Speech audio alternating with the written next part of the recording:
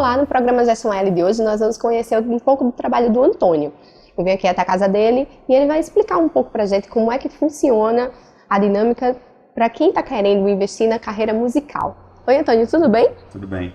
Muito obrigado aí. Tá. Me fala, como começou aí a tua relação com a música? Olha, acho que desde sempre eu me envolvi com música, assim. Desde pequeno eu gostei, embora eu não lembre, meus pais sempre falam que eu gostava de cantar, sabia a música, por exemplo, do Mamonas Assassinos de cor, sabe, ficava brincando de cantar. Mas acho que minha relação se intensificou quando eu tinha 13 anos e eu comecei a tocar violão, aprendi a tocar violão. E todas as músicas que você toca são composições suas? Normalmente eu toco muita coisa minha, assim, quando eu tô sozinho em casa, né, que é onde eu mais toco, eu acho. Eu, eu toco muita coisa minha, assim, que acho que a galera às vezes pega o violão e, principalmente quem tá aprendendo e tenta tocar a música dos outros, eu sempre gostei de tentar fazer uma coisa minha. Tanto que uma época, assim, eu parava e o tempo todo compunha uma coisa nova, sabe? Era uma coisa meio que, não, tem que parar, tem que ajeitar as que eu já tenho, sabe? Então, Quais são as suas referências musicais? Tem Mamonas, que você cantava desde pequeno, né? Mamonas acho que é meio que uma coisa, é uma coisa meio que de encanto, assim, né? Acho que eu não conheço ninguém que tenha passado por aquela época que não tenha se encantado com eles, assim.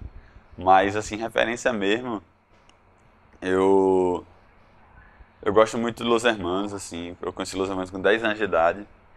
E desde então eu escutei muito Los Hermanos. Eu passei dos 10 aos 15 anos, acho que escutando direto, assim. Que foi justamente logo depois que eles acabaram, eu também meio que acabei com eles, assim. Tipo, fui pra outra onda. Aí eu justamente conheci o hardcore nessa época. E foi logo depois que eu entrei no da Fla-Fla. Então, meio que tem essa transição. Acho que tem uma parte minha que eu escuto muito Los Hermanos, música brasileira também, Novos Baianos.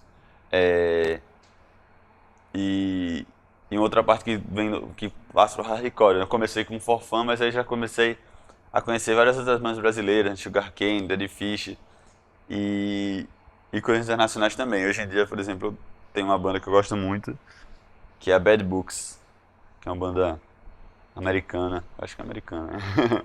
E que eles têm um disco muito legal que é o Two, número romano assim, dois Is grandes assim, pra quem quiser achar.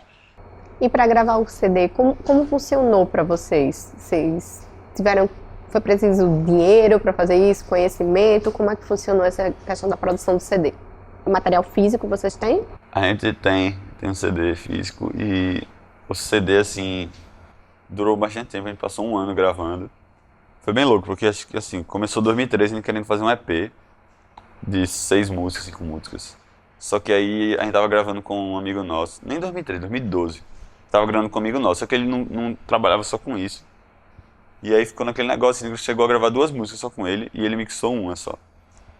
E aí ele parou de mixar, de gravar todo mundo que ele tava gravando, por motivos pessoais. E a gente ficou com uma música gravada, foi o Cavalo Branco, e zero. E zero só tava gravada. Aí a gente pegou, mandou pro Sapulha, que foi quem fez o Tudo Respira.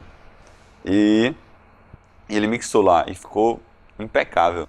Antônio, então você está saindo momentaneamente dessa fase da Doflafá e está entrando em um outro projeto solo, que é o Eu Sou Tonho. Explica um pouco sobre esse projeto, o tipo de música que você propõe ao pessoal e a origem do nome. Aham, claro. A Dofla vai agora entrando na pausa, né? A gente tá falando que a gente tá encerrando a nossa fase, essa primeira fase de vida, entrando num casulo, assim, pra voltar depois transformado.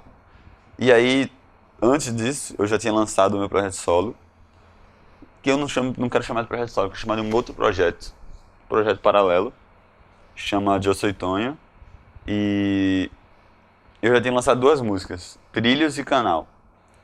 E aí agora, com essa pausa da Fla-Fla, ele vai virar meu único projeto andando musicalmente, assim. Além dele eu tenho o Tune, mas é uma coisa que eu trabalho na produção.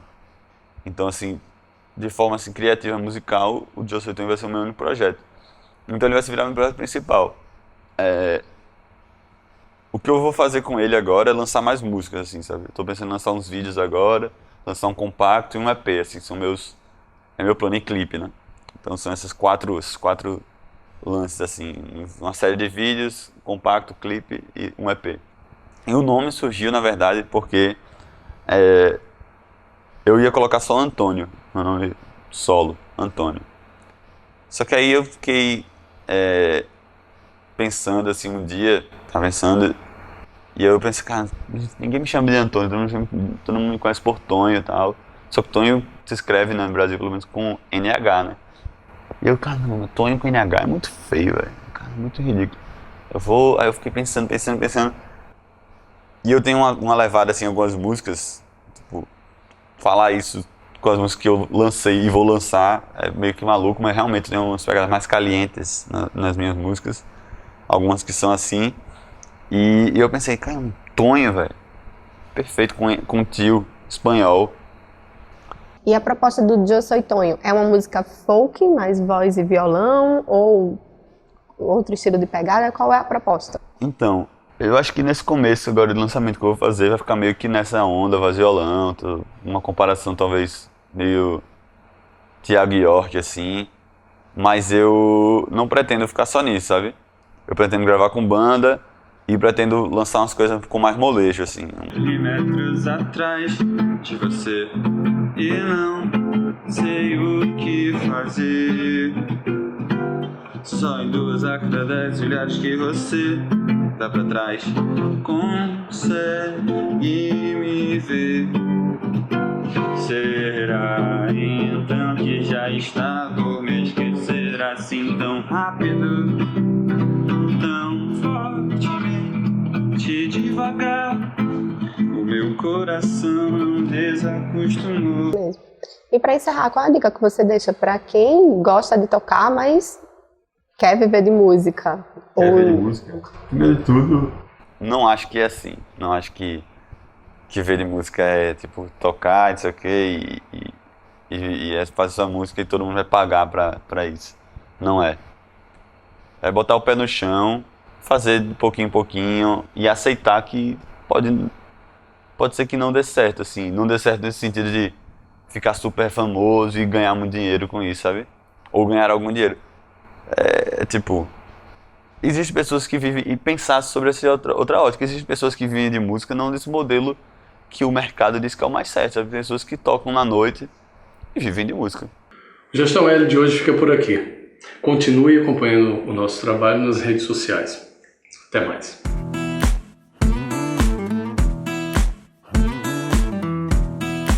Antes de eu ter o blog, eu era músico, tocava em uma banda e sentia essa dificuldade de ter espaço para falar de novos projetos, de lançamento de música. E aí ele nasceu antes até mesmo de ser uma produtora de shows, como a gente hoje é mais conhecido, ele nasceu como um site para lançamento de artistas, de vídeos, de fazer resenha de discos, de estar falando no geral focado na música alternativa alagoana. E quanto tempo ele passou como blog e a partir de que momento você percebeu essa carência? Você quis transformar ele numa produtora de shows? Então, ele surgiu em 2013, fevereiro de 2013, apenas como um site. A gente até, quando lançou, a gente decidiu lançar ele não estava nem completo. A gente fez uma versão beta, lançou na internet e ele foi bem aceito. A gente teve uma boa repercussão, um bom feedback pelos músicos amigos que também tinham o mesmo problema que eu enfrentava. E aí ele foi ganhando força. Com isso, a gente sentiu outra necessidade. É meu nome, Fiamma Pimentel é o meu nome, né? Foi meu avô que deu esse nome. Ele queria muito que uma neta dele tivesse o nome de Fiamma, por causa de uma novela que ele era apaixonado. E depois de um tempo descobri que Fiamma significava chama em italiano, que eu também adorei. Eu não gostava muito do meu nome.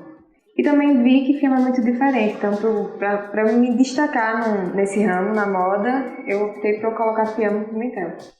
Apesar do nome de origem italiana, Fiamma conta que a inspiração para produzir suas peças vem do estilista libanês Eli Saab.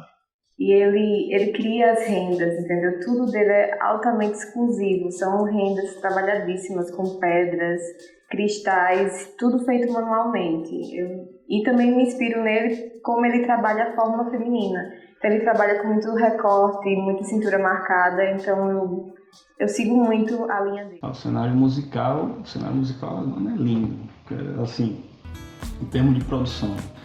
Alagoas tem algumas das melhores bandas do país, eu falo isso sem bairrismo mesmo, sabe? A gente tem Amor, Fuvado, enfim, não vou listar para não ser injusto com os outros amigos, né?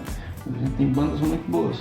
No entanto, em termos de... Ao mesmo tempo em que a cena alagoana ela vem mostra um padrão de qualidade muito bom, ela talvez venha enfrentando uma das maiores crises, pelo menos a maior crise que eu acompanhei. A galera não tem onde tocar, não tem espaço para tocar. Muito se dá a falta de unidade, muito se dá a falta de profissionalização mesmo. Muito se dá pela falta de sensibilidade do comércio. As pessoas às vezes entram no mundo do entretenimento, entram no mundo dos eventos culturais achando que isso aqui é um oba-oba, uma brincadeira, e não é, né? Você tem que planilhar os seus eventos, tem que saber o que você está fazendo, porque senão a coisa não flui, você não vai ter retorno positivo. Então isso aqui é uma empresa que precisa gerar lucro, né? E gerar lucro com cultura, assim, as margens são muito apertadas. Então você tem que ter muito cuidado. Então o conselho é perseverança, ensino administrativo,